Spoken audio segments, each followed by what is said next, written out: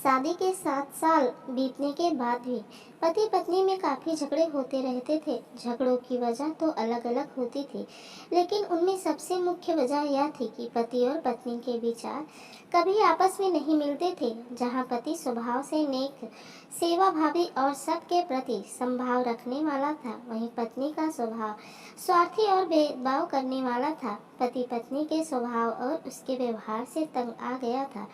वह हमेशा कोशिश करता रहता है कि पत्नी का आचरण और स्वभाव में किसी तरह बदलाव आए। पत्नी अपने ससुराल साइड के रिश्तेदारों के साथ कभी सीधे मुंह बात न करती। कई लोग उसके खराब व्यवहार के कारण नाराज हो जाते, लेकिन पत्नी उसकी भी परवाह नहीं करती। पति को इस बात से काफी दुख होता कि उसकी पत्नी उससे इतनी विपरीत क्यों है। परेशान हो चुके पति ने अब खुद ही परिस्थितियों को सुधारने का मन बनाया और एक प्लान बनाया। अगले दिन पति ने पत्नी से कहा, सुनो कम्मो, मैं सोच रहा था कि मम्मी पापा, बहन भाई और उनके बच्चों को घर पर इनवाइट कर लेता हूँ। काफी समय हो गया है उनसे मिले हुए। इसी बहाने उनसे मिलना भी हो जाएगा और उनके साथ थोड़ा समय बिताने के लिए भी मिल जाएगा।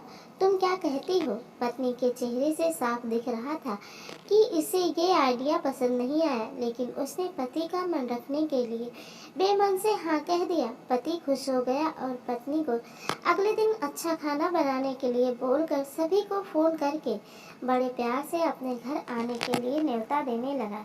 जब पति फोन पर बिजी था तो पत्नी सोच रही थी, ये आदमी भी ना अपने फालतू के कामों से बाज नहीं आएगा।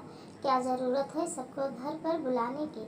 सब मेरे घर आएंगे और राजाओं की तरह ऑर्डर करेंगे और मैं दासी की तरह उनकी सेवा करूंगी। नहीं नहीं, मैं ऐसा नहीं होने दूंगी। अच्छा खाना तो क्या, मैं इन्हें सादा खाना भी नसीब नहीं होने दूंगी। देखती हूँ कितनी देर टिकते हैं ये लोग मेरे घर। अगले दिन सुबह पति काफी खुश था। जब सिर्फ 2 ही घंटे बचे थे सभी मेहमानों के आने के लिए, पति ने अपनी पत्नी से पूछा, अच्छा बताओ तो सही, आज सबको खाने में क्या स्पेशल खिलाने वाली हो? पत्नी मुंह बनाते हुए बोली, स्पेशल खाना क्यों? तुम्हारे माँ बाप भाई बहन कोई मेहमान थोड़ी है, उनके लिए कोई स्पेशल खाना नहीं बनाया है मैंने। वह भी वही खाएंगे जो हम खाते हैं। आज घर में सिर्फ दाल चावल बना है, क्योंकि और कुछ बनाने के लिए सामान नहीं था। पत्नी की बात सुनकर पति गुस्सा हो गया और बोला, तुम कभी नहीं सुधरोगी।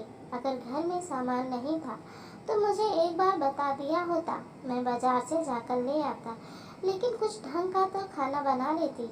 अब सिर्फ 1 घंटा बचा है और सभी आने वाले हैं, मैं क्या मुंह दिखाऊंगा उनको? तुम ही रहो यहाँ, मैं तो जा रहा हूँ, उनके जाने के बाद ही वापस आऊँगा, कहकर पति घर के बाहर चला गया। पत्नी को तब तक पति के बातों का कुछ फर्क नहीं पड़ा जब तक मेहमान घर पर नहीं आ गए, और जैसे ही सब मेहमान घर पर आए तो पत्नी के होश उड़ गए, क्योंकि भाई बहन, माँ बाप और बच्चे वह उसके पति के साइड वाले नहीं बल्कि खुद उसी के थे।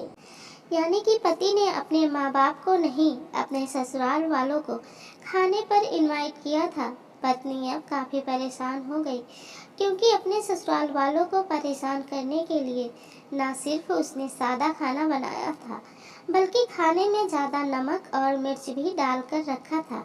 अपने मायके वालों को सामने देखकर पत्नी हाथ मलने लगी। थोड़ा सोचने के बाद पत्नी ने अपने पति को फोन मिलाया और कहा, तुमने मुझे पहले क्यों नहीं बताया कि मेरे मम्मी पापा और भाई बहन आने वाले हैं?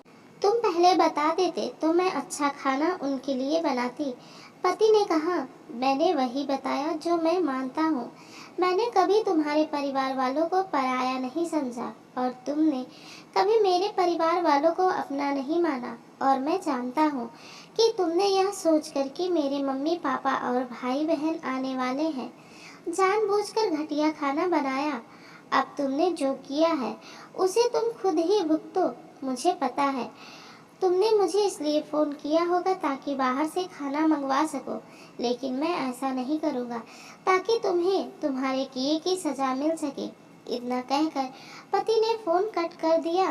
न चाहते हुए भी पत्नी को अपने मायके वालों को वही खाना खिलाना पड़ा। उसके रिश्तेदार ज़्यादा मिर्च और नमक वाला खाना भी ऐसा सोचकर खा गए कि बेटी से गलती हो गई होगी। लेकिन बाद में जब दामाद ने सारी बात उन्हें बताई, तब उन्हें बहुत शर्मिंदगी हुई और अभी उसके बुरा बर्ताव के लिए उसे डांटकर उससे नाराज होकर चले गए।